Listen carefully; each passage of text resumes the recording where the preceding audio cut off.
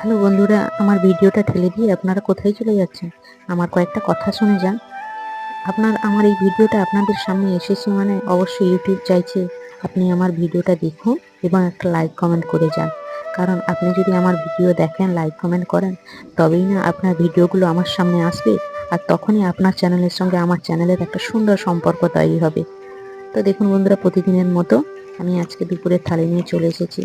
আজ দুপুরের থালিতে আছে লোটে মাছের তরকারি।